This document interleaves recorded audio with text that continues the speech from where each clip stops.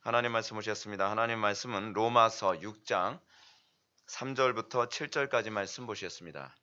로마서 6장 3절부터 7절까지 말씀, 신약성경 제 성경으로는 246페이지입니다. 신약성경 246페이지 로마서 6장 3절부터 7절까지 말씀 찾으셨으면 제가 봉독하겠습니다. 무릇 그리스도 예수와 합하여 세례를 받은 우리는 그의 죽으심과 합하여 세례를 받은 줄을 알지 못하느냐. 그러므로 우리가 그의 죽으심과 합하여 세례를 받음으로 그와 함께 장사되었나니 이는 아버지의 영광으로 말미암아 그리스도를 죽은 자 가운데서 살리심과 같이 우리로 또한 새 생명 가운데서 행하게 하려 함이라. 만일 우리가 그의 죽으심과 같은 모양으로 연합한 자 되었으면 또한 그의 부활과 같은 모양으로 연합한 자 되리라.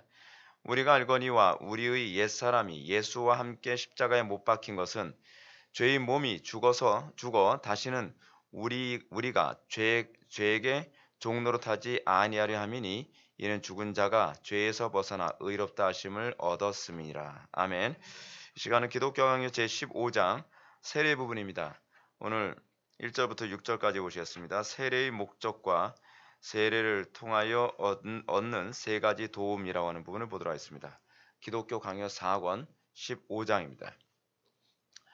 여러분들이 기독교 강요를 계속적으로 살펴보면서 칼빈이 성례에 대해서 상당히 많은 부분을 할애하고 있고 굉장히 자세하게 우리에게 설명해주고 있다는 것을 여러분들은 발견하게 될 것입니다.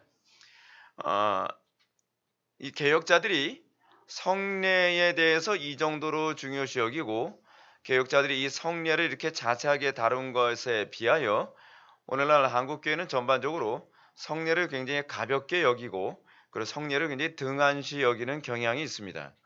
성례를 가볍게 여기거나 등한시 여김으로 나타난 그 결과가 무엇이냐면 개혁자들이 그토록 주장했던 구원의 확신의 교리가 가톨릭적으로 바뀌어버리고 말았다는 사실입니다. 계속적으로 여러분들이 성례에 관한 교리를 여러분들이 배우고 계시는데 성례가 우리에게 주는 중요한 의미는 그 구원을 인과 또는 표를 준다는 개념입니다. 이 인과 표라는 개념은 구원의 확신과 관련된 개념이거든요. 근데 이 구원의 확신과 관련된 개념이 무엇을 통해서 주어지냐면 성례의 정신과 관련을 맺고 있습니다. 우리는 소위 그 신학적인 굉장히 무지함, 로마 가톨릭주의가 중세 시대를 뒤덮으면서 로마 가톨릭주의가 중세 시대에 소위 신학적 무지함으로 사람들을 오도하지 않았습니까? 그것 때문에 이제 종교 개혁자들이 다시 이 개혁을 하게 된 것이죠. 셰퍼 강좌 때 이제 제가 또 언급하게 되겠지만 로마 가톨릭이라고 하는 이 천주교 사상이 얼마나 위험한 사상인지 여러분들 잘 아셔야만 합니다. 로마 가톨릭 사상의 중심, 주류를 이루는 신학적 체계를 우리는 토마스 아퀴나스주의라고 합니다. 토마스 아퀴나스가 이제 13세기 사람인데 13세기 때 토마스 아퀴나스가 신학대전을 쓰고 그리고 그것과 관련해서 레오 13세한테 어떤 호칭을 들었냐면 영원한 아버지라는 호칭을 들었습니다. 그리고 로마 가톨릭의 신학적 입장이 토마스 아퀴나스적 신학적 입장을 가지고 있죠. 근데 토마스 아퀴나스적 신학적 입장이라는 것이 무엇을 의미하는지를 사람들이 잘 알지 못하고 있어요. 토마스 아퀴나스가 그 신학적 체계를 세울 당시에 여러분 이 중세 시대에 헬라 철학이 어디를 통해서 들어온지 여러분 알고 계십니까? 이슬람을 통해서 들어왔어요. 의외로요. 그러다 보니까 토마스 아퀴나스가 이걸 토미즘이라고 하는데 토미즘이라고 하는 토마스 아퀴나스주의적 신학적 체계를 잡는 데 있어서 이 이슬람주의를 받아들이고요. 그리고 헬라 철학을 받아들이고요. 유대 신학을 받아들였어요. 거기다가 어거스틴주의하고 접목을 시킨 거예요. 여러분 그렇게 되면은 그렇게 해서 만들어진 신학이라고 한다면 지금 천주교가 이슬람하고 하나 되는 거 이상한 일 아니겠죠? 그리고 소위 다른 이방 종교들, 그러니까 이방 종교라고 했을 때 헬라 철학과 관련되어진 이방 종교들이에요. 그 다른 이방 종교들과 하나 되는 게 이상한 일이 아니겠죠? 그리고 유대교와 하나 되는 것도 이상한 일이 아니겠죠. 그리고 기독교와 하나가 되겠다고 하는 것도 이상한 일이 아니겠죠. 당연하죠. 애시당초부터 로마 가톨릭의 신학적 체계는 그렇게 시작된 것이기 때문에 그래요. 헬라 철학, 그리고 이슬람주의, 그리고 유대주의, 거기다가 어거스틴을 접목을 시킨 것이 가톨릭주의란 말이에요.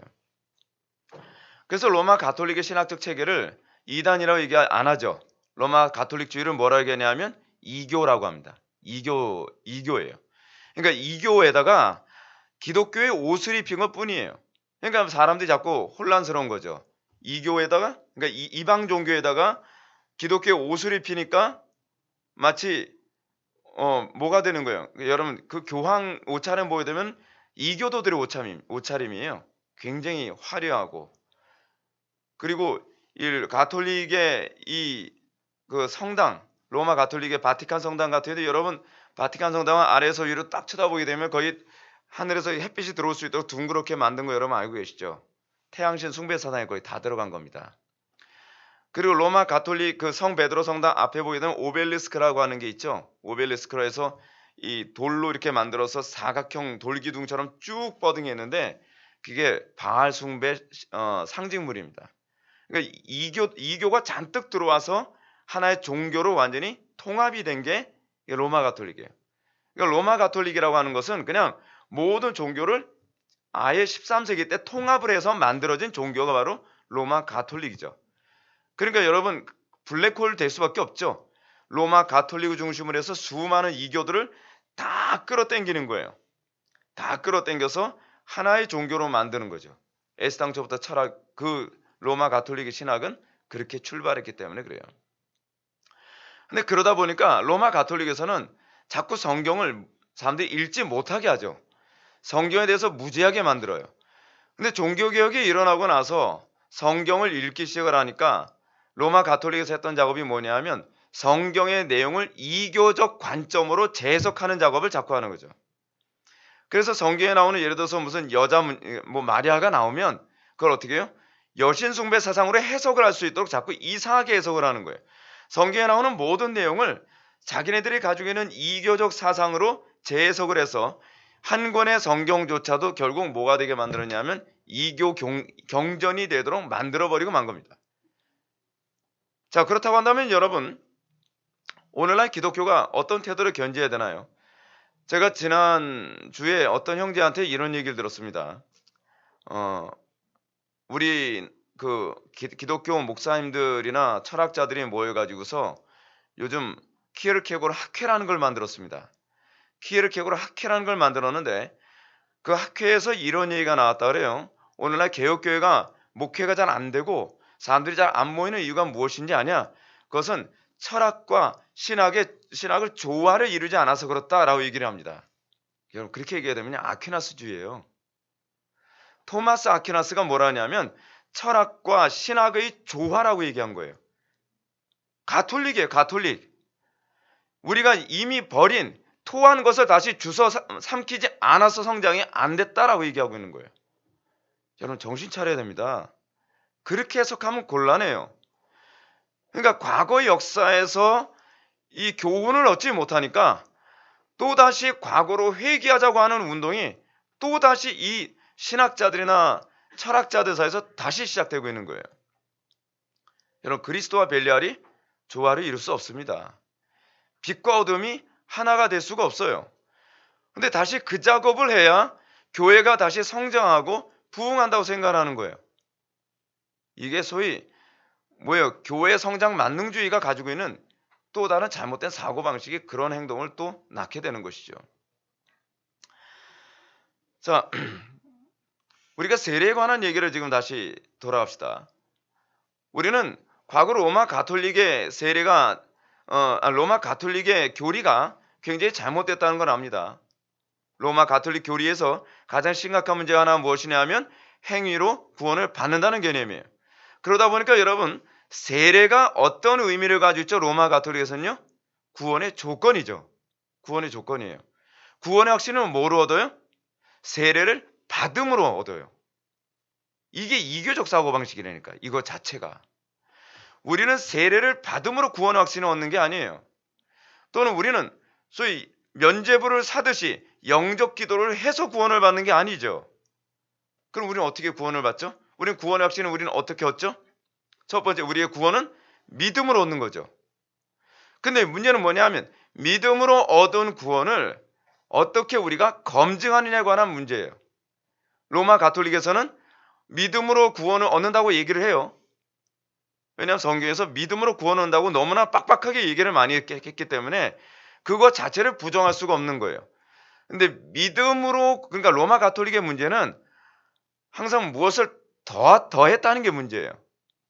신앙생활에서 여러분, 정통에다가 뭘 섞으면 더 좋아지는 게 아닙니다. 정통에다가 뭘 섞으면 독약이 되는 거예요. 정통에다가 뭘 빼도 독약이 되는 거예요. 우리는 간혹가다 이런 얘기를 합니다. 목사님, 로마 가톨릭에서도 믿음으로 구원받는다고 하는데요. 물론 거기도 행위를 얘기하지만요. 여러분, 핵심은 행위예요. 제가 이제 이런 얘기를 하면 제가 하도 답답하니까 약간 비약적인 표현을 사용합니다. 그럼 성도님, 보약에다가 청산가리에 한 숟갈 섞으면 보약 되나요? 청산가리죠. 그건 독약이죠. 그렇죠? 보약만 먹어야 보약이에요.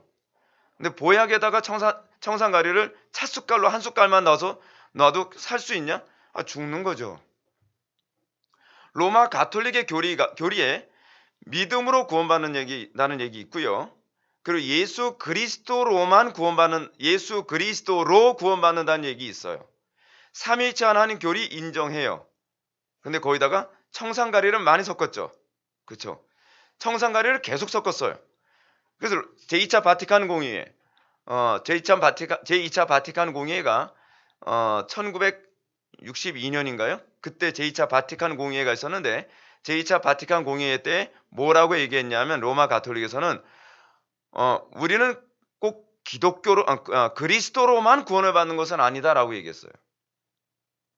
그러니까 예수를 믿음으로 구원을 받을 수 있지만 다른 종교에도 구원이 있을 수 있다라고 얘기했단 말이에요. 또 루터교를 또 받아들이기 위해서 뭐라 하냐면 믿음으로 의롭게 된다라고 하는 루터의 주장을 또 동의를 했어요. 왔다 갔다 하죠. 자꾸 섞어찌개를 하니까. 기독교 신앙의 특징은 무엇이냐면 순수한 거예요. 요한계시에서 얘기하는 것처럼 더하거나 감하면 죽는 거예요. 더하거나 감하지 않는다는 말을 우린 다른 말로 뭐라고 얘기하냐면 좌로나 우로나 치우치지 않는다는 말로도 표현이 됩니다. 예수 믿는 신앙은요, 넓은 길이 아닙니다. 굉장히 좁은 길입니다. 근데 여러분들이 보는 오늘날 기독교는 좁은 길인가요? 넓은 길인가요? 4차선 도로? 8차선 도로죠. 그게 기독교 신앙이 아닙니다. 기독교 신앙은 얼마나 좁은 길인가? 칼날처럼 좁은 길입니다. 그래서 조금만 균형을 잃으면 왼쪽으로 치우치고 조금 균형만 잃으면 오른쪽으로 치우치는 게 이게 기독교입니다. 그래서 로마 가톨릭은 구원의 확신을 어떻게 얻어요? 1차적으로는 행위로 얻죠. 그렇죠? 어떻게 해요? 세례를 받으면. 내가 세례를 받았다고 하는 것이 1차적 증의가 되죠. 그리고 그들의 구원 확신은 또 뭐로 점점 강화되죠? 그들의 행위죠. 선행을 많이 하면 소위 공덕이 쌓여서 그가 구원을 얻는데 좀 더 가까워진다고 생각하는 것이죠. 우리는 어떻게 구원을 얻죠? 믿음으로 구원 얻죠. 믿음으로 얻은 구원을 표하고 인치는 것이 무엇이냐 하면 세례예요. 세례는 구원을 받은 것을 설명해주고 그리고 인을 치는 것이 세례예요. 잘 보십시오. 여러분들 로마서 4장 넘어갑시다. 4장 11절.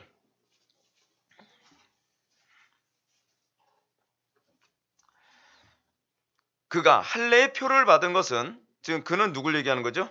아브라함. 자, 아브라함 얘기하는 거예요.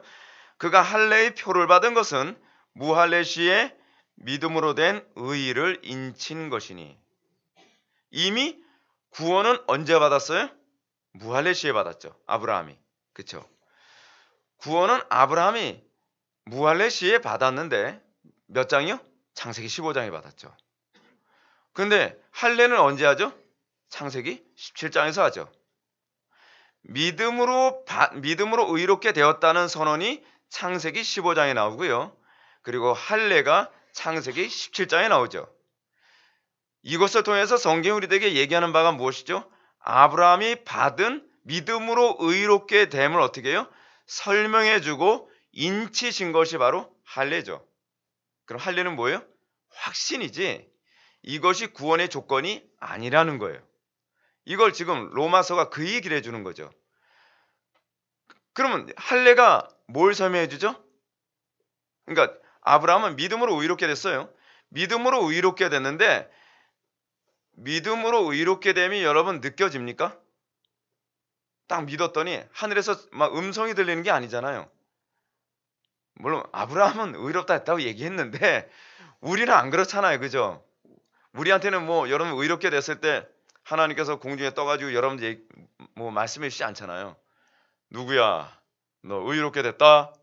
얘기 안 해주신단 말이에요. 아브라함이 의롭게 된 것에 관해서 할례가 설명을 해줘요. 너 의롭게 됐다는 게 뭘 의미하는지 알아? 옛사람은 죽고 새 사람이 됐다는 얘기야. 할례로 설명해주고 그리고 인을 쳐주는 거예요. 근데 어디에 인을 쳐줬죠? 살에 인을 쳐줬죠. 이게 굉장한 의미가 있어요. 이것이 신약에 와서는 그 바울이 뭐라고 얘기하죠? 할례는 어디에 한다? 이게 갈라디아서 6장에 나온 얘기죠. 갈라디아서 6장에서 할례는 이제는 몸에 하지 않고 마음에 할례를 한다 그러죠. 근데 원리는 똑같아요. 마음에 할례를 했는데 할례의 흔적이 사실은 그리스도의 흔적으로 우리에게 남는 거예요. 굉장히 원리가 비슷하지 않습니까? 아브라함 시대의 할례의 원리하고요. 하나님께서 네가 구원받은 것을 뭐예요? 설명해주고 인을 쳐주죠. 그래서 여러분들이 이게 설명해주고 인을 친다는 개념이 여러분들 굉장히 낯선 개념이라서 여러분 잘 납득이 잘 안 되는데 제가 이렇게 제가 설명해 드리겠습니다.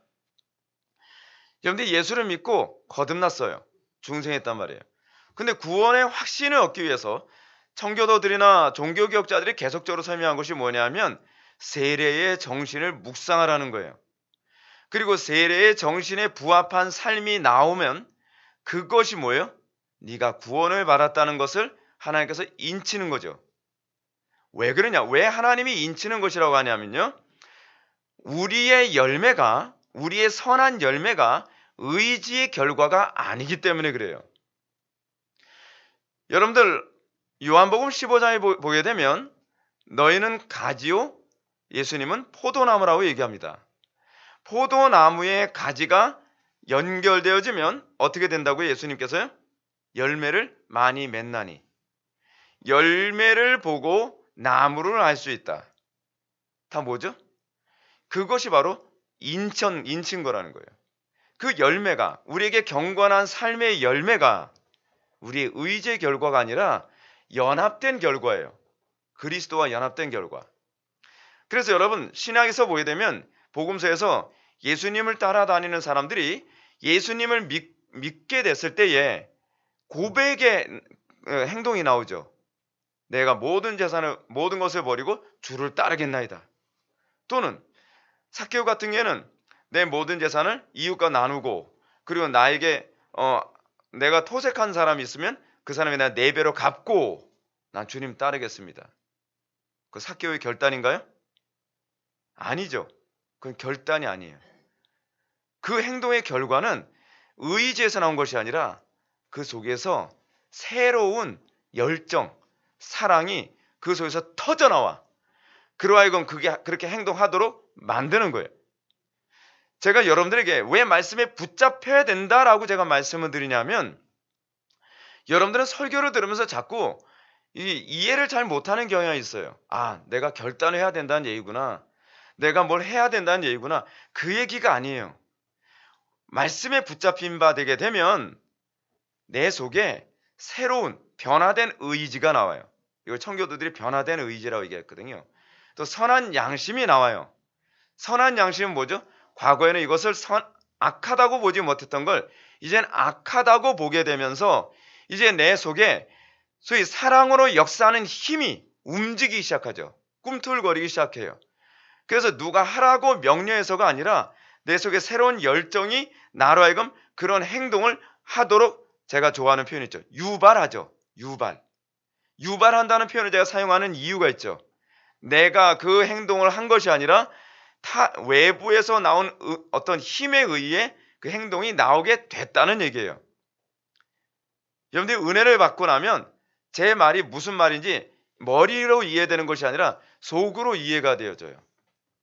마치 이게 뭐하고 똑같냐면, 내가 사랑하지 않던 어떤 사람한테 내가 주변에서 야 그래도 뭐 저 사람 뭐 때 됐으면 선물도 주고 뭐하고 해야 되는 거 아니야? 근데 이걸 의지로 하려면 어떠죠? 사랑하는 마음도 없는데 억지로 하려고 그러면 인색해지죠. 막 아유 하기 싫은데 남의 이목도 있고 에휴 그래 해야지. 근데 이거는 지극히 피동적이죠. 누가 강요해서거나 누가 눈치를 줘서 나오는 거잖아요. 근데 은혜를 받았다는 개념은 뭐냐면 그 대상을 사랑하게 된 거예요. 그 사람을 사랑하게 되면 어떻게 되죠? 내 때를 기다리고 내 선물 이거 주고 싶은데, 더 좋은 선물을 주고 싶은데, 그건 누가 강요해서가 아니라 내 속에 자발성이죠. 자발성. 그리고 그것을 선물함으로써 어떻게 해요? 자기뿐만 아니라 주변 사람이 저 사람하고 관계가 회복됐나 보네. 저 사람 이제 저 사람을 좋아하게 됐나 보네. 라고 나와 주변 사람들이 다 알 수 있죠. 자기도 모르게 그렇게 행동하게 되는 것이죠. 자기도 모르게 그 사람을 쳐다보는 눈빛도 달라지고, 자기도 모르게 그 사람에게 하는 말도 달라지고 행동도 달라지고 그렇게 되는 거죠. 하나님과 우리와의 관계가 바로 그거예요. 하나님을 사랑하라. 여러분 아무래도 안 돼요. 주의 성수 잘해라 저래라. 하나님을 사랑하지 않는데 어떻게 해요? 율법이 뭐죠? 사랑하지 않는데 모션만 취하는 거예요. 그래서 율법의 특징이 뭐죠? 사랑의 미니멈. 복음의 특징이 뭐죠? 사랑의 맥시멈. 그냥 율법의 의무를 지킨 것으로만 만족해요. 왜죠? 율법을 지키는 이유가 뭐죠? 구원의 조건이니까. 구원의 조건으로 생각하기 때문에 그런 거죠. 또는 다른 사람의 이목 때문에 율법을 지키는 거니까. 그러니까 주일 성수를 해라, 기도 생활을 해라, 하나님께 헌신해라 그래도 어떻게 해요? 남들에게 지적받지 않고 손가락질을 받지 않는 한도 내에서만 하는 거죠. 자발적이지 않죠. 그 규율이라든지 어떤 아웃라인 안에서 더 이상 많이 하려고 안 하죠. 근데 하나님을 사랑하고 나면 달라져요. 하나님을 사랑하고 나면 누가 시키지 않아도 자발적이고 능동적이며, 그리고 항상 맥시멈, 가장 내가 해드릴 수 있는 최대한의 초점을 맞추죠. 맥시멈이라는 게 최대한이잖아요. 맥시멈, 미니멈은 최소한이고요.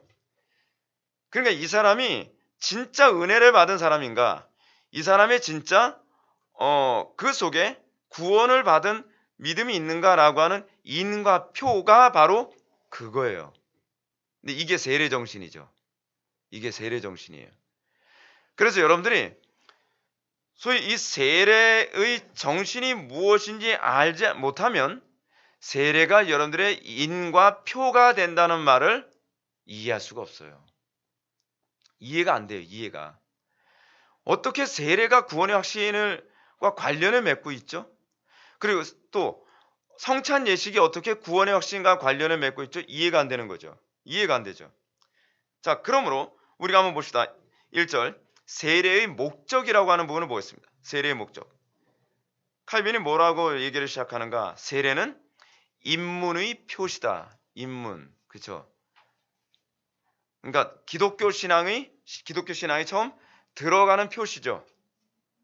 근데 여러분, 이게 세례가 바로 우리의 신앙을 설명해 주죠.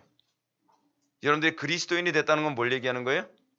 세례를 받았다는 것을 얘기하고 있는 게 아니에요. 세례의 정신이 바로 그리스도인의 입문이라고 얘기하는 거예요. 그렇죠? 세례의 정신. 그래서 제가 여러분한테 말씀드리잖아요. 여러분들이 공적으로 세례 받았다고 해서 여러분 기독교인 된 거 아니에요. 여러분들이 머리에 세례, 물 뿌렸다고 해서 기독교 신앙을 시작하고 있는 게 아니란 말이에요. 기독교 신앙의 ABC는 어디서 시작하느냐? 세례의 정신에서 시작해요. 그거를 이 세례가 설명해 주죠. 그리고 표해 주죠. 자, 다시 한번 봅시다. 세례를 받는데 여러분들 세례 받으면서 세례의 목적이 무엇인지 혹시 설명 제대로 배우고서 여러분들 세례 받았나요? 그리고 이 세례를 받으면서 정말 이 세례 받음이 무엇인지 정말 감동받아가면서 그래 내가 세례의 정신으로 살아야 돼. 이를 악물고 이걸 위해서 일평생 살아야지 하면서 여러분들 그 세례 받았나요? 이 세례를 이렇게 안 받았다 보니까 전에 우리 교회 어떤 자매 세례 받는데 우리 교회 지체들 중에 청년들이 이런 얘기 하더라고요. 아 나도 세례 다시 받았으면 좋겠다. 타임 오버 끝났어요 이제요. 그죠? 이미 세례는 한 번 받는 것으로 끝나는 거잖아요. 이 거듭남은 한 번 거듭나는 것으로 끝났다는 얘기를 의미하는 거거든요. 그렇기 때문에 세례를 두 번, 세 번 못 받아요. 근데 이 세례의 정신을 알고 세례에 대한 제대로 된 이해를 가지고 세례를 받는 모습이 아무런 정신을 모르고 세례를 받은 것과 너무 차이가 크니까 아 세례 다시 받고 싶다. 전 다시 해주고 싶지 않아요. 일이 또 늘어나니까. 근데 여러분 세례는 그런 목적이 뭘까요? 세례의 목적. 세례는 다음 같은 목적을 가지고 있다고 합니다. 첫 번째 패러그래프 밑에서 세 번째 줄. 첫째로 하나님을 믿는 우리의 믿음을 돕기 위한 것. 세례의 첫 번째 조건이 뭐예요? 믿음을 돕기 위한 것. 그래서 여러분 세례를 받으니까 막 믿음이 막 좋아집니까? 근데 여러분 세례를 받고 나면요 믿음이 점점 좋아져야 돼요. 전 그런 걸 잘 모르겠는데요. 두 번째, 사람들 앞에서 행하는 우리의 고백을 돕기 위한 것. 그렇죠? 세례는 공개적으로 사람들 앞에서 하죠. 성례는 여러분 성찬은 사람들 앞에서 하지 않고 어떻게 해요? 나와 하나님과 1대1의 관계를 하잖아요. 근데 세례는 쑥스럽게도 모든 사람들이 다 보는 앞에서 혼자 딱 나와가지고서 무릎 꿇고 세례를 받는단 말이에요. 왜요? 이 사람들은 공동체 지체들 앞에서 내가 이 신앙 고백. 여러분 기독교는요. 세례를 하는 이유 중에 하나가 그거거든요. 나는 그냥 들어온 것이 아니라 이 공동체의 신앙 고백에 동의했습니다. 라는 의미로 들어온 거거든요. 근데 문제는 세례를 받는 사람이 내가 뭐에 동의했는지도 몰라요.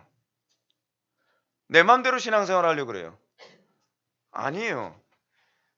원래 이 세례를 받기 전에 우리는 웨스트민스터 신앙고백서나 그런 어떤 기본적인 최소한이라도 우리는 사도신경의 고백 정도는 고백을 하고 내가 이 신앙에 동의합니다 라고 이 신앙 고백에 동의한 것을 근거로 해서 세례를 받는 거거든요. 근데 자기가 뭘 동의했는지도 모르는 거예요. 세례는요. 내가 동의한 것이 일평생 나의 삶의 목표가 돼서 나 그것만 바라보며 살겠습니다 라고 고백하면서 세례를 받는 거예요. 굉장히 진지한 예식이에요. 근데 내가 도대체 뭘 목표로 해서 세례를 받은지조차도 모르면 어쩌자는 거죠. 그런 정체성이나 방향성도 없이 세례를 받고 이 많은 자리에 빼곡히 앉아있는 사람들이 얼마나 많은지 몰라요. 여러분 생각해 보세요. 한 번 이렇게 딱 쓸어놓으면 한 1만 명 정도 모이는 예배당에 사람들이 앉아있습니다. 많은 사람들이 바글바글하게 앉아있는데 그 1만 명 정도 앉아있는 사람들한테 마이크 들고 자 여러분들 세례를 받을 때 어떤 목표로 세례를 받은지 아는 사람 손 들어보세요 하는데 여러분 몇 명이나 손 들까요?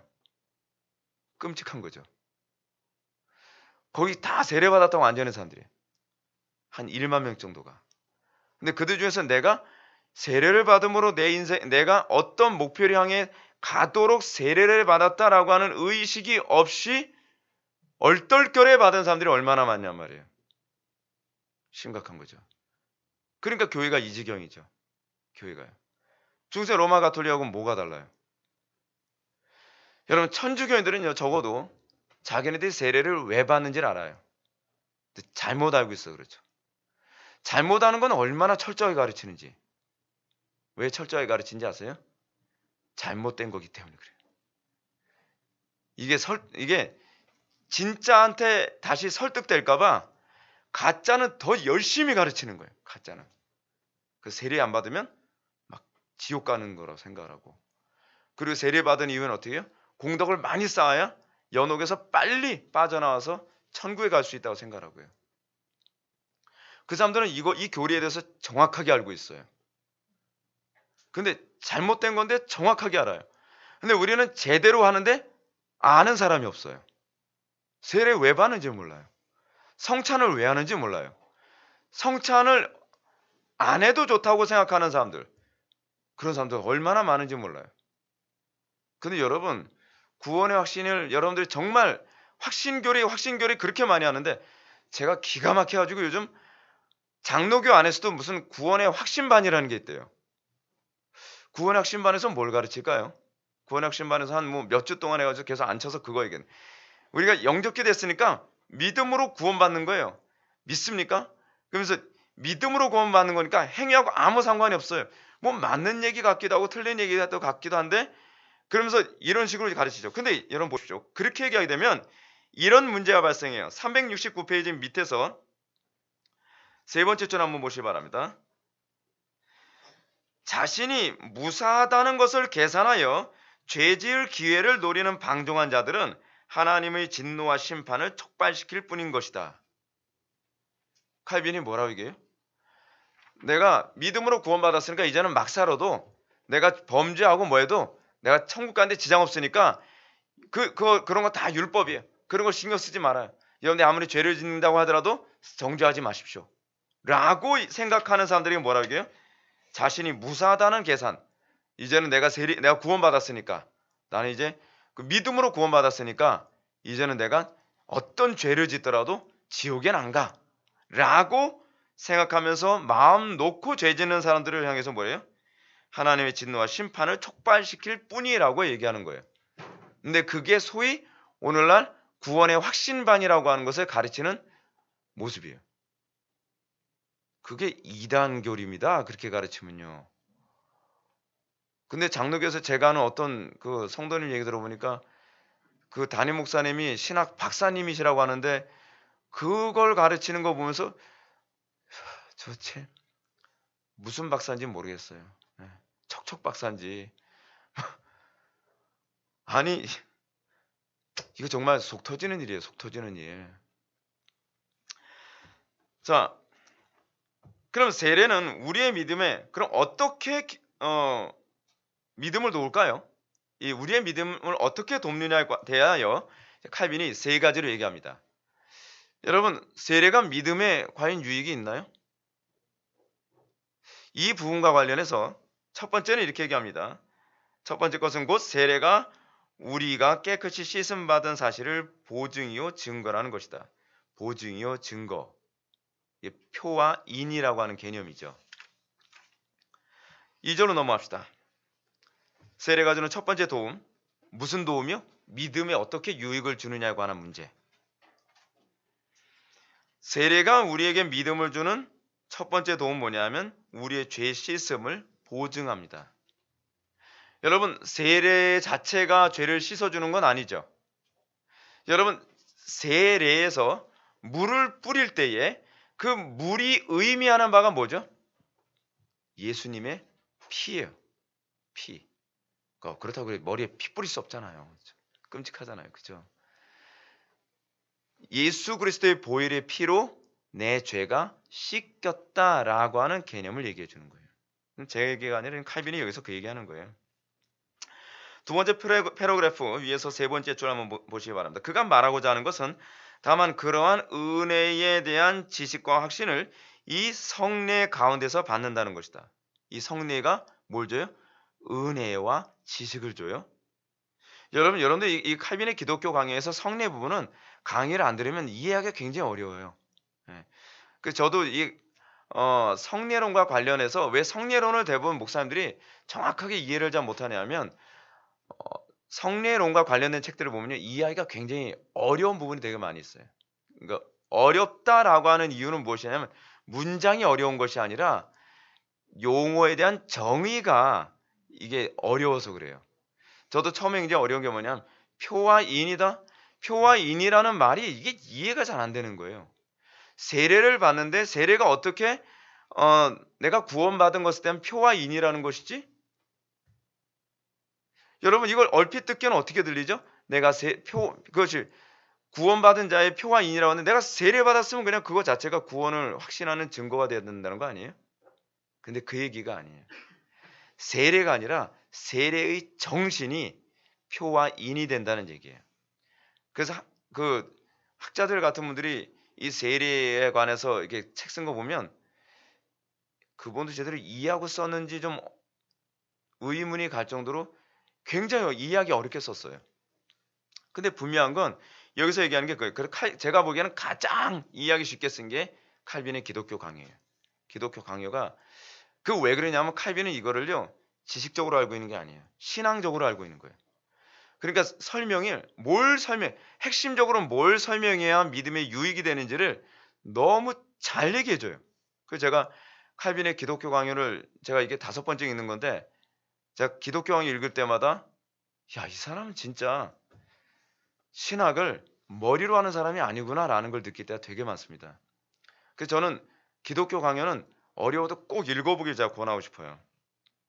자, 그런데 이 사실은 그의 말 자체가 분명히 설명해 준다. 바울은 생명의 말씀과 물의 세례를 함께 연결시키면서 마치 이런 뜻으로 말했기 때문이다. 복음을 통해서는 우리 씻음과 성화의 메시지가 우리에게 전해지며 세례를 통해서는 그 메시지가 확증된다. 흥미롭죠? 복음을 통해서는 우리의 씻음과 성화의 메시지가 우리에게 메시지가 전달되고요. 세례를 통해서는 그 메시지가 확증되죠. 그래서 우리가 어떻게 해요? 복음을 전했을 때 세례를 받으면서 우린 그걸 어떻게 그 메시지를 확증하죠? 그게 내 죄가 씻겼다는 얘기구나 라고 이해하게 되는 거예요. 무슨 말인지 아시겠죠? 세례가 그런 역할을 하는 거예요. 그래서 이제 예를 들어서 우리가 사도행전 8장에서 보게 되면은 사마리아에 빌립이 복음을 증거하고 난 다음에 빌립이 세례를 주지 않습니까? 세례를 주는 이유가 그거예요. 사람들이 죄 용서를 딱 받고 난 다음에 사람들이 왔을 때 여러분들 죄가 씻김을 받은 것입니다 라고 하면서 세례를 딱 주는 거예요. 그러면서 복음의 내용이 이거구나, 죄가 씻겼다는 얘기구나 라고 이해하게 만드는 거예요. 그래서 이것이 바로 세례는 설명해 준다라고 얘기하는 거예요. 그리고 베드로 앞에 말해서 세례는 육체의 더러운 것을 제거해내는 것이 아니라 믿음으로 말미암은 육체의 더러운 것 뭐죠? 이 세례는 이 몸의 더러운 것을 제거하는 것이 아니라 하나님의 향한 선한 양심의 간구라고 덧붙이고 있는 거죠. 그 다음 패러그래프 좀 더 읽어봅시다. 사실 세례는 그리스도의 피뿌림을 통한 것 외에는 다른 씻음을 약속하지 않는다. 그렇죠? 세례가 궁극적으로 뭐예요? 예수님의 피뿌림을 얘기해 주는 거예요. 그걸 설명해 주는 거죠. 근데 예수 그리스도의 피가 뭘 해줘요? 우리의 죄를 씻어줬다는 것을 설명해 주고 있는 거예요. 그리스도의 피뿌림이 물이 깨끗이 씻어내는 기능과 유사하여 물로써 그것을 나타내는 것이다. 그러므로 그 물이 그리스도의 피가 우리의 참된 유일한 세례수임을 확실하게 증거해주고 있으니 그 물이 우리를 깨끗이 준다고 말할 사람이 어디 있겠는가. 잘 보십시오. 여기서 굉장히 중요한 개념이 나와요. 구원이 오로지 예수 그리스도께만 있다는 걸 설명해줘요. 세례는 예수 그리스도의 피만이 죄를 씻어준다라고 하는 구원의 유일성을 설명해주고 있는 거예요. 그럼 여러분, 세례가 우리의 믿음에 유익이 있어요, 없어요? 대단히 있죠. 근데 문제는 세례의 정신을 우리가 배우지 않으면 세례 자체는 여러분들 믿음에 아무런 유익이 안 된다라고 칼빈이 얘기하는 것이죠. 세례가 첫 번째로 하는 게 뭐예요? 씻음이라는 거죠. 그래서 밑에 세 번째 줄, 세례의 참된 의미를 알게 되면 우리 눈에 보이는 물질들은 물론 다른 모든 수단들에게서 벗어나 우리의 생각은 오로지 그리스도께 고정시키게 되는 것이다. 왜죠? 내 죄는 그리스도의 보혈의 피로만 씻김을 받을 수 있다고 하기 때문에. 그럼 여러분, 마리아 열심히 믿어서 구원받을 수 있어요? 없어요. 그렇지 않으면 교황이나 신부가 십자가를 성으로 그어가면서 성부와 성자와 성령의 이름으로 명하노니 내 죄가 사함을 받았느니라 라는 말에 그 죄사함이 될 수 있어요? 없어요. 오로지 죄 사함은 예수 그리스도의 보혈의 피로만 된다라고 하는 걸 세례를 통해서 딱 인친 거예요. 그게 바로 인쳤다는 거예요. 이거 외에는 다른 건 없다라고 아예 딱 못을 박아놓은 거죠. 그게 세례예요. 그게 세례. 그러면 세례가 그래서 3절 세례는 뭘 의미하는가? 전생애를 씻음 받는 표임이라고 얘기합니다. 한번 읽어볼까? 그러나 우리는 마치 세례 효력이 이미 지나가 버리기도 한 것처럼 우리가 세례를 과거에 받았으니 세례를 받은 후에 새로이 범한 죄에 대해서는 다른 성례를 통해서 그것을 속할 어떤 새로운 방도를 찾아야 할 것이라는 식으로 생각해서는 안 된다. 로마 가톨릭에 지금 뭘 얘기하는 거예요? 고해성사 지금 두고 하는 소리예요. 그리고 또 이 고해성사와 비슷한 요즘 기독교인들의 습관이 있죠. 내가 하나님 앞에 죄 용서해달라고 맨날 빌어야 내가 구원이 취소 안 될 것 같이 생각하는 것들. 그 부분도 다 동일하게 지적하고 있는 거예요. 여러분들 그럼 여러분 죄 지었을 때 여러분 하나님 앞에 죄 용서를 안 구해도 되나요? 그 얘기는 아니죠. 구원에 관한 문제 때문에 죄 용서를 구하는 것이 아니라 우리가 죄 용서를 구하는 것은 뭐예요? 내가 이것이 죄라는 것을 첫 번째 인정하고 두 번째는 여러분 관계가 완전히 회복되는 관계라도 잠정적으로 관계가 어색해질 수 있죠. 그 관계는 그럼 어떻게 돼요? 그래서 또 매번 미안하다고 얘기하고 내가 그 죄를 인정하면서 회개할 때 관계가 다시 회복되죠. 이건 구원과 관련된 문제가 아니라 하나님과의 평안한 관계를 위해서 하는 거예요. 그래서 우리는 날마다 죄 용서를 구하죠. 그것이 어디 나오는 얘기죠? 근데 이거 안 구한다면 만약에 날마다 내가 죄를 졌는데 내가 죄 진 것을 용서받아야 된다라고 하는 의식을 갖지 않고 있다고 한다면 그 사람은 어떤 사람이죠? 그리스도와 아무 상관없는 사람이죠. 어디서 나오는 얘기죠? 요한복음 13장에서 세족식. 세족식이 그 얘기하는 거잖아요. 세족식이 사실 세례 정신을 설명해주고 있는 내용이거든요. 베드로가 뭐라고 얘기합니까? 예수님께서 어느 날 제자들의 발을 딱 씻기니까 뭐라 그래요? 주여 내 발을 씻길 수 없나이다. 그러니까 예수님 뭐라고 말씀하십니까? 내가 나에게 날마다 발 씻김을 받지 아니하면 어떻게? 네가 나와 상관이 없다. 발 씻기면 어떻게 해야 돼요? 날마다 필요한 거죠. 근데 베드로 그러니까 뭐라고 얘기하죠? 주여 그러면 머리도 씻겨 주십시오. 그러니까 예수님 뭐라고 말씀하시죠? 온몸 다 씻김 받은 자, 세례죠. 세례. 온몸 다 씻김 받았다라고 하는 것은 우리의 죄가 과거, 현재, 미래의 모든 죄가 근본적으로 다 씻김을 받았다는 거예요. 그렇기 때문에 우리는 죄 때문에 지옥 가는 일은 없어요. 그러나 이 죄가 다 씻김을 받았다는 개념은 무슨 얘기냐면 하나님과 올바른 관계를 맺게 됐다는 걸 얘기하죠. 그러면 여러분 하나님과 올바른 관계 정말 맨날 원수 관계에 있을 때는 여러분 내가 잘못했을 때 잘못했다고 얘기해야 안 해요. 안 하죠. 왜냐면 그렇지 않아도 꼴 보기 싫은데. 근데 관계가 회복됐단 말이에요. 관계가 회복돼도 이 관계가 항상 좋을 수 있는 건 아니죠. 그러면 관계가 조금 틀어지면 어떻게 해요? 아 미안해요. 잘못했어요. 매번 관계를 회복해야죠. 그것이 바로 발을 씻음이죠. 근데 이 잘못했어요. 용서했어요. 이 개념이 입만 이게 아니라 삶 자체를 근본적으로 돌리면서 하는 거죠. 그렇죠? 여러분 우리가 관계가 어떨 때 점점 나빠지죠? 말로만 미안하다고 해놓고 나서 계속 그거를 반복해서 죄를 저지르면 어떻게 해요? 그럼 미안하다는 그 말을 우리는 어떻게 이해하죠? 그냥 장난하냐? 이렇게 되는 거죠. 그렇죠? 오히려 미안하다는 말 자체가 사람을 농락하는 것처럼 여겨지잖아요. 그러니까 제가 옛날에 우리 아버지 목회하실 때 우리 부모님 속을 무지하게 썩였던 그 집사님이 부부가 있었어요. 그 집사님 부부는 정말 한 대 쥐어박아 주고 싶은 만큼 진짜 미운 짓만 골라서 했는데 그 남편분은 목수일을 하시는 분이었고 아내분은 뭐 특별한 어떤 뭐 우유 배달 같은 것도 하고 뭐 그러면서 이제 시골이니까 이제 그런 식으로 이제 하시는 분이신데 하여간 무지하게 속을 새겼어요. 말도 못할 정도로 속을 새겼어요. 우리 부모님을요.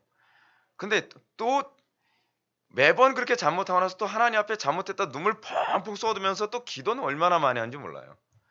근데 눈물 쏟고 기도하면서 속이 후련해지 나오고 나서 또 속색여요. 그래서 왜 기도한 거야 도대체? 그 양반 하는 얘기가 뭐예요? 기도했더니 하나님께서요 사모님 속 뒤집어 놓은 거 뭐 회개하래요. 그래서 뭐 그러고 나서 그 다음날 또 속 뒤집어 놓고 무슨 시츄레이션인지. 근데 그 남편 집사님도 가관인 게 뭐냐면 이 남편 집사님이 하도 속을 새기고 그런 사람에서 좀 건조가 좀 있어요 사람이. 그래서 우리 부모님 그 원룸 공사를 하는데 이거를 또 안 해주면 그 일 안 시키면 또 뭐라고 또 하고 또 이제 그럴까봐 이 전 뭐 문 달고 뭐 하고 하는 걸 그분한테 맡겼거든요. 맡겼는데 조금 뭔가 틀어졌는지 문짝을 거꾸로 달고 와버리더라고요. 속 뒤집어 주려고요. 그래서 우리 아버지가 또 그것 때문에 말 한마디도 못하고 에휴 내가 해야지 그러면서 문 다시 다 뜯어서 다시 제대로 달고 거꾸로 문을 닫으니까 이게 문을 닫을 때 이게 홈 있잖아요. 이게 딱 걸리는 부분 그것도 다시 파야 되는 거예요. 아버지가 다 팠어요. 근데 문제가 뭐예요? 하나님 앞에 맨날 잘못했대요. 말로는 맨날 잘못했대요.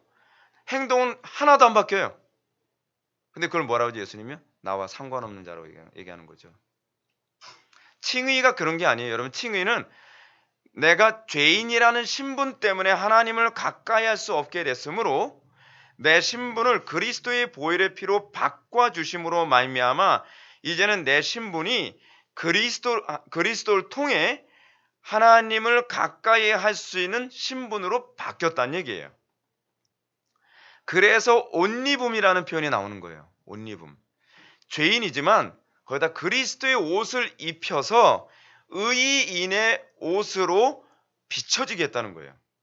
그렇죠? 이 아직 속은 뭐예요? 여전히 죄인이죠.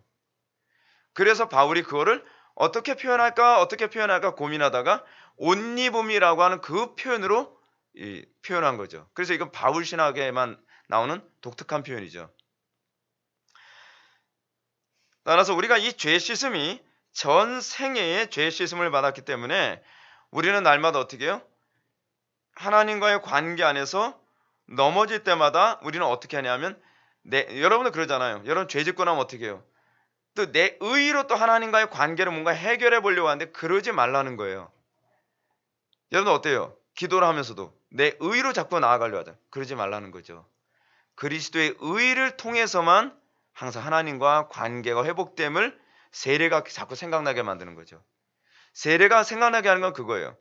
우리의 의는 예수 그리스도의 보혈의 피로 죄 씻음의 결과이므로 이제는 하나님과 관계가 가까워지는 건 내 의의가 아니라 그리스도의 의일 뿐이라는 거예요. 이 얘기는 여러분들이 죄를 졌든 안 졌든 하나님과의 관계에는 별로 큰 문제 없다는 거예요. 무슨 얘기냐면 하나님의 자녀됨이라는 신분에는 아무 이상이 없다는 거죠. 그걸 얘기하는 겁니다. 그래서 4절로 넘어가면 세례와 죄사함의 관계란 보시기 바랍니다. 천주교 교리 중에 또 하나를 이제 칼빈이 지적하는데요. 또 하나의 생각이 널리 받아들여지고 있는 것을 잘 알고 있는데 그것은 바로 처음 중생할 때에는 오직 세례를 통해서 죄사함을 받고 세례를 받은 후에는 회개와 열세를 통하여 죄사함을 받는다는 것이다. 이게 가톨릭에서 얘기하는 이중 칭의죠. 가톨릭은 칭의를 2번 받아요. 첫 번째는 언제요? 세례로. 두 번째는 언제요? 선행으로. 그래서 가톨릭은 처음에 중생할 때 오직 세례로 죄사함을 받고요. 세례를 받은 후에는 그래서 이 사람들이 뭐라고 얘기하냐면 세례를 받은 이후의 선행은 세례받기 이전의 선행과는 질적으로 다르다라고 얘기해요. 어디 나와요? 내가복음 3장 16절에 나오는 얘기죠. 예. 아무 데나 나오는 게 없어요. 예. 성경에도 없는 얘기를 막 이런 식으로 만드는 거예요. 그래서 칼빈이 이거를 지적하는 거예요. 그런 거 아니다. 그래서 그 다음 패러그래프 보면 이러한 오류는 또한 고해성사라는 거짓 성례의 기원이 되는데 이에 대해서는 이미 앞에서 다룬 바 있다. 앞에서 다룬 바 있었죠? 기억 안 나도 그냥 패스. 그래서 그 다음 패러그래프 보게 되면은 그러므로 모든 경건한 사람들은 의심의 여지 없이 평생토록 자기들의 잘못을 의식하여 괴로움을 받을 때마다 그들의 세례를 다시 떠올림으로써 여러분들이 잘못을 범할 때마다 뭐예요? 세례를 다시 떠올림으로써 그리스도의 피로 말미암아 그들에게 이루어진 유일하고 영구한 씻음에 대한 믿음을 확증할 수 있다. 세례가 믿음의 유익이 있어요? 없어요? 있죠. 이래서 믿음의 유익이 있다는 거예요. 제가 언젠가 기도원에 갔을 때 이런 적이 있었어요. 청계산 기도원이었어요. 청계산 기도원. 아직까지 잊을 수가 없어요. 잊을 수 없었던 두 가지 이유가 하나 있는데 첫 번째 이유는 뭐냐면 교통비가 없어서 거기서 철야를 할 수밖에 없었던 제 입장 때문에 그 산기도를 밤새도록 했어요. 그냥 이 차가 다닐 때까지. 어휴, 이 가난이 유익이 있다니까요. 예, 그래서 기도를 엄청 많이 하게 됐어요. 그리고 또 하나 뭐냐면 그때가 겨울이었는데 제가 막 한참 기도하고 있는데 제 밑에서 어떤 사람이 기도하고 있었어요. 근데 그분이 세례의 정신을 잘 모르고 있는 것 같더라고요. 밤새도록 한마디만 외치면서 기도해요. 하나님 용서해 주세요. 아버지 용서해 주세요. 그거를 밤새도록 울면서 계속 그 기도하는 거예요. 용서받았다는 걸 믿을 수가 없는 거예요. 생각을 되게 많이 하게 됐어요. 제가 그때 전도사였는데 20대 때였는데 신학이 잘못됐구나 저분이. 제가 그런 생각을 하게 됐어요.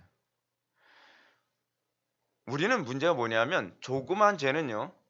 대충 기도해도 용서를 받을 수 있다고 생각을 하는데 큰 죄는 아무리 기도해도 용서받았다고 생각이 안 되는 거예요. 우리는 용서받았다는 걸 뭐로 알죠? 느낌으로 알려고 그러죠. 그분은 자꾸 느낌으로 하려고 하는 거예요. 느낌이 더 위험하다는 거 알고 계세요? 왜냐하면 그분이 남자였거든요. 남자들은 느낌이 잘 안 와요. 예.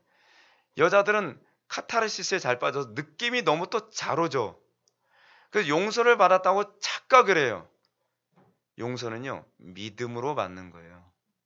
성경에 내가 믿는 자에게 죄를 용서했다라고 하는 그걸 붙들고 하는 거예요. 사단은 계속 어떻게 하죠? 계속 정죄하죠. 계속. 그럴 때 우리가 그 사단의 소위 정죄, 그 정죄를 물리치는 방법이 무엇이냐면 내가 예수 그리스도의 보혈의 공로로 구원받았고 내가 죄 씻음 받은 것이지 내 행위의 크고 작음의 문제가 아니다라고 우리가 기도하는 거죠. 그래서 그리스도의 의의를 힘입어 담대히 성소에 나아가는 거죠. 많은 사람들이 이 죄책감 때문에 기도가 안 된다 그래요. 요즘 미투가 굉장히 그 유행인데 미투로 끝날 줄 알았더니 미3, 미4, 미6, 미7 막 가는 것 같아요. 지금 보니까 무슨 말인지 여러분 모르죠? 콩글리시예요, 그냥 콩글리시. 이 죄를 짓고 난 다음에 이런 죄는 좀 크다고 생각하지 않습니까? 우리나라 사람들이 되게 웃기는 게 뭐냐면 그런 성폭행은 굉장히 큰 죄라고 생각하는데 거짓말은 좀 피해가 좀 적다고 생각하는 것인지 좀 덜한 죄라고 생각하는 것 같아요. 여러분 성경적으로 봤을 때 대죄가 있고 소죄가 있나요? 없죠. 모든 죄는요. 선악과를 한 개 따먹었든 한 박스를 먹었든 죽을 만한 죄라는 건 똑같아요. 근데 우리는 마치 조그만 죄, 농담조로 거짓말한 죄는 하나님께 용서를 안 빌어도 될 것 같고 내가 정말 누구를 죽였다든지 누구에게 성적으로 문제를 일으켰다든지 이 문제는 우리는 어떻게 생각하죠? 대단히 용서받지 못할 죄라고 생각하죠. 근데 하나님은 어떻게 보실까요? 하나님은 똑같이 죽을 죄라고 봐요. 그래서 우리가 예수를 믿고 나면 우리는 사소하게 여기는 죄라는 개념이 없어져야 돼요. 여러분 4차선 도로에 있는 횡단보도는 무단횡단하면 큰 죄고 1차선 도로에 있는 그 횡단보도를 무단횡단하면 여러분 어떻습니까? 그거는 소죄입니까? 그렇게 해석하면 곤란하죠. 그렇죠? 예. 이거는 하나님과의 관계 문제거든요. 관계 문제. 너무 표현이 노골적이었나요? 하여간 우리의 죄가 영구적일 뿐만 아니라 전반적으로 씻음 받았다는 생각을 해야 돼요. 그리고 죄책감이 있으면요, 기도가 닫혀요. 기도가 안 돼요. 그래서 우리가 기도할 때는 내 죄가 영구적으로 씻음 받았음을 전제로 하여 하나님, 내 죄가 그리스도의 보혈의 피로 말미암아 씻음을 받았습니다. 감사합니다. 그러나 내가 그 다음에 우리가 해야 될 기도는 하나님 용서해 주세요라고 또 자꾸 기도하는 게 아니에요. 용서해 주세요라고 기도해서 딱 일어서서 나가는데 또 찜찜한 거예요. 그래서 또 다시 앉아서 다시 용서해 주세요. 또 찜찜해서 다시 용서해 주세요. 그 다음날 왔는데 또 다시 용서해 주세요. 그러면 예수님 뭐라 하셨어요? 어떻게 내가 용서했다 그랬지? 근데 왜 또 용서해달라 그래? 안 믿는다는 얘기다. 안 믿는다는 얘기. 얼마나 말을 더듬으시겠어요, 진짜. 우리가 하나님 앞에 정말 진실되게 그 용서를 믿는다고 한다면 그 다음에 뭐죠? 죄를 이길 수 있는 능력 주세요로 나가야 돼요. 주님께서 원하시는 건 그거예요. 죄를 이길 수 있는 능력 주세요. 우리가 담대히, 여러분, 우리의 의로 그리스도께, 아버지께 나아갈 담력을 얻을 수 있나요? 우리가 하나님께 나아갈 담력은요, 그리스도의 의를 덧입어서 가는 거예요. 오늘 아무리 내가 경건하게 살았든 불경건하게 살았든 그거와 아무 관계없이 우리가 항상 아버지께 나아가는 것은 그리스도의 의를 덧입어. 그 의를 어떻게 덧입죠? 믿음으로. 그래서 어떤 면에서는 우리가 큰 대역죄를 저지고서도 우리는 철판을 깔고 하나님께 나아가죠. 하나님, 솔직히 얘기해서요, 제 의로서는 아버지 앞에 나아갈 면목은 없어요. 근데 저는요, 예수님의 의를 덧입어 나아갑니다. 나를 받아주십시오. 하나님은 어떻게 반응하실까요? 기뻐하시죠. 근데 신기하게요, 그때 기도가 더 잘 되는 거 여러분 알고 계세요? 정말 잘 돼요. 그럴 때요. 정말 더 마음이 가난해진 상태거든요. 내가 죄인이라는 것에 대한. 그래서 더 그리스도를 힘있게 되어지는, 더 의존하게 되고 더 붙잡게 되잖아요. 그러는 가운데 주님께서 은혜를 부어주시는데 그때 어떻게 기도해야 되는지를 또 모르고 용서했으면 자꾸 하면 안 되죠. 이제는 동일한 죄를 반복해서 저지르지 않을 수 있는 능력을 주십시오. 내 힘으로 거룩하게 살 수가 없어요. 내가 그리스도와도 한 몸 이루기를 원합니다. 내가 기리스도를 더 붙잡기를 원합니다. 내가 그리스도와 온전히 연합하는 그 충만함을 부어주십시오. 그걸 주님께서 기뻐하세요. 기도는 그렇게 하는 거예요. 기도는요. 5절로 넘어갑시다. 세례가 주는 두 번째 도움, 무슨 도움이요? 믿음이 어떻게 도움을 주는가? 그리스도 안에서 죽고 새 생명을 얻는 표징임. 세례가 가져다주는 또 다른 유익은 그리스도 안에서 우리가 죽고 그리스도 안에서 새 생명을 얻었다는 것을 보여주는 것이다. 여러분, 첫 번째 유익을 얘기했을 땐요, 첫 번째 유익은 뭐예요? 소위 세례라는 개념이에요. 세례라는 개념. 그럼 여기는 뭘까요? 침례와 관련된 표현이라고 할 수 있어요. 여러분, 헬라어로 세례가 밥티조거든요. 밥티조를 이제 사용해서 소위 침례파들, 침례교인들은 뭐라 그러죠? 우린 밥티스트라고 얘기하죠. 밥티스트. 이 밥티즘이라고 하는 개념은 밥티조라고 하는 헬라어에서 나온 거거든요. 근데 이 밥티조라고 하는 개념은 침례에 관한 개념도 있고요. 스프레이의 개념도 있어요. 뿌린다라고 하는 개념이 있어요. 근데 저는 이게 침례냐 또는 뿌리는 것이냐라고 하는 이 개념 가지고서 서로 교파를 나눈 거 보면 저는 개인적으로 이해를 못하겠어요. 왜냐하면 이 세례에는 첫 번째 의미처럼 세례 의미, 씻을 세자에다가 예식 예자 써서 씻는 예식이라는 의미가 있고요. 두 번째는 뭐냐면 잠겨서 옛사람을 장사 지낸다는 의미가 있어요. 그래서 침례가 어떤 면에서 또 유익이 있어요. 세례는 씻는다는 의미를 깨우쳐 주는데 좀 더 많이 강조가 된다면 침례는 옛사람을 장사 지내고 새 사람으로 다시 창조된 새로운 피조물이 됐다는 것에 대한 인식을 갖게 만들죠. 근데 어떤 사람은 그런 얘기예요. 세례를 받아도 침례가 뭔가 받은 것 같아. 여러분, 그 느낌이 아니에요. 여러분, 세례는 세례의 정신이에요. 뭔가 한번 딱 잠겼다가 나오면 뭔가 진짜 세례, 여러분, 그거 진짜 웃기는 거예요. 그 세례를 어떤 추억으로 생각하지 마세요. 세례의 정신이 우리에게 의미하는 바가 무엇인가? 옛사람은 죽고 새 사람 다시 태어났다. 여러분, 이것과 관련되어진 성경 구절이 어디 나오죠? 고린도전서 10장이 나오죠. 예. 그 홍해 바다 가운데로 너희들이 지나갔느니라 뭐 그런 얘기 나오잖아요. 그게 그걸 얘기하는 거거든요. 그래서 사도의 말처럼 로마서 6장 4절 말씀처럼 우리가 그의 죽으심과 합하여 세례를 받음으로 그와 함께 장사되었나니 이는 우리로 또한 새 생명 가운데서 행하게 하려 함이라. 세례를 통해서 이 세례가 어떻게 우리에게 구원의 확신을 주죠? 이렇게 사라지는 증거가 나타났을 때. 근데 이렇게 사라지는 증거. 옛날에는 정말 개판으로 살던 사람이 예수를 믿고 하나님을 경외하고 여기서 얘기하는 것처럼 새 생명 가운데, 새 생명 뭐죠? 영생의 삶이죠. 영생의 삶. 영생의 삶이 뭐죠? 하나님의 말씀과 부합하는 삶을 살아가는 거죠. 그리스도와 동행하는 삶을 살아가는 거죠. 그 삶을 살아감으로써 어떻게요? 아, 나 구원받았구나. 그 뭐예요? 표와 인이 되죠. 그걸 통해서요. 근데 우리가 그렇게 살 수 있는 힘을 누가 주시죠? 성령님이 주시죠. 이거 여러분 맑게 알아들어야 돼요. 성령님이 주신다는 게 여러분 맑게 안 알아들어지니까 이렇게 얘기해도 별로 와닿지가 않는 거예요. 성령님이 우리에게 그렇게 살도록 열정을 주시고 그리고 담대함을 주시고 에너지를 주세요. 그래서 과거에는 내가 이렇게 사는 것이 불가능했는데 믿음이 들어오고 나서는 그렇게 사라지더라 라고 얘기되는 거죠. 그래서 우리의 삶은 신적 수동이에요. 사라지는 거예요. 내가 사는 게 아니에요.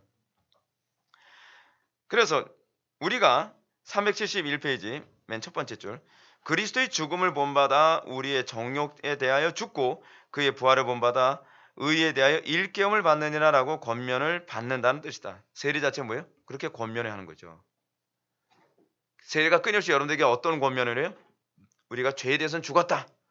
그리고 의에 대해서는 다시 살아난 것이다. 이거 기억해라. 이거 기억해라. 계속 세례가 우리에게 그걸 권면하고 있죠. 근데 진중 세례 같이 군대에서 세례 받는 사람들이 이런 거 모르고 받잖아요. 이런 거 모르고 받으니까 뭐라 해요? 고참이 야, 너 세례 받아. 저 작년에 이등병 때 받았는데요. 받으라면 받아. 자식이 뭘 말해. 네. 세례 2번 받고 병장 되는데 아주 위에 고참 많아, 아니 상병 되는데 아주 고참 많아가지고 상병 돼서 또 받아서 3번 받고. 이게 뭐예요? 근데 왜 받는지도 몰라요. 3번을 받았으면 이제 도가 통할 때가 된 거 아닙니까? 한 번 받아도 될 것, 3번 받았으면 이제 도가 통해야 되는데 3번 받아도 왜 받았는지를 몰라요. 이게 심각한 거죠. 그래서 여기서 얘기하지 않아요? 위에서 5번째죠. 그러므로 마치 나뭇가지가 그것을 잇다 있는 뿌리로부터 그 본질과 영양분을 섭취하듯이 올바른 믿음으로 세례를 받은 자는, 여러분들 믿음으로 세례를 받은 자는 그들의 육체를 죽이는 일에서 그리스도의 죽음의 효력이 있는 역사하심을 진실로 느끼며 이와 함께 성령이 살려주시는 역사에서 그의 부활이 역사하는 것을 느끼는 것이다. 이거를 고린도전서 5장에서는 뭐라고 했죠? 보증으로 성령을 주심. 성령께서 우리로 하여금 그 삶을 살게 하심으로 어떻게 해요? 내가 하나님의 백성 됐음을 보증해주고 있는 거예요. 세례의 정신에 부합한 삶을 살아감으로 아, 나 구원받은 거 확실하구나. 구원받은 거 확실하다는 걸 직관으로 하는 게 아니에요. 어느 날 뭐 기도하는데 뭐 눈물이 나왔다는 등, 찬양을 하는데 뭐 눈물이 나왔다는 등, 여러분 그 눈물은요 드라마 보면서도 나와요. 눈물에 너무 속지 마십시오. 중요한 건 성령께서 나에게 보증으로 그렇게 살게 만드는 거. 그래서 여러분 회개를 여러분 뭐라고 얘기했죠? 방향성과 일관성이라고 얘기했죠. 여러분 회개를 설명해 주는데 아주 좋은 단어 제가 오늘 찾았습니다. 아주 적절한 단어인지 모르겠는데 전향이에요. 전향. 여러분 공산주의자에서 이 사람이 전향을 하게 되면요 어때야 되는지 아십니까? 전향이 뭐죠?